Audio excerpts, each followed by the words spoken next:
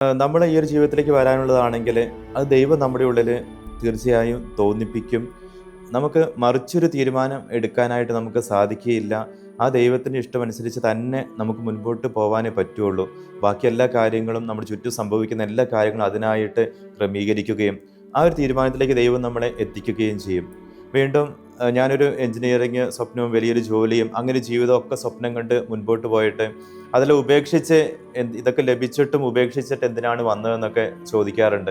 അപ്പോൾ അതിലേക്ക് എനിക്കുള്ളൊരു ഉത്തരം, പത്രോസിനെ ഈശോ വിളിക്കുന്ന ഭാഗം. വളരെ നേരം പത്രോസ് മീനിനു വേണ്ടി ശ്രമിക്കുകയും വല വീശുകയും ഒക്കെ ചെയ്തു. മീൻ ലഭിക്കാതെ ഇരിക്കുന്നു.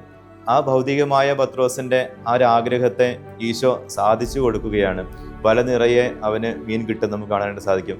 എന്നാൽ തൊട്ടടുത്ത നിമിഷം ഈശോയിൽ നിന്ന് ലഭിച്ച ആ ഒരു അനുഗ്രഹത്തെ തന്നെ ഉപേക്ഷിച്ചിട്ടാണ് പത്രോസ് ഈശോയുടെ പിറകെ പോവുക.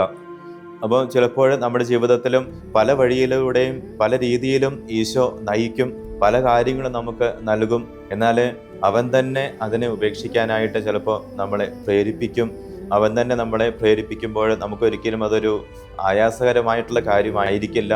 നമുക്ക് തീർച്ചയായും വളരെ സിമ്പിളായിട്ട് അതിനെയൊക്കെ ഉപേക്ഷിച്ച് ഈശോയെ മാത്രം നോക്കി പോകാനായിട്ട് നമുക്ക് സാധിക്കും.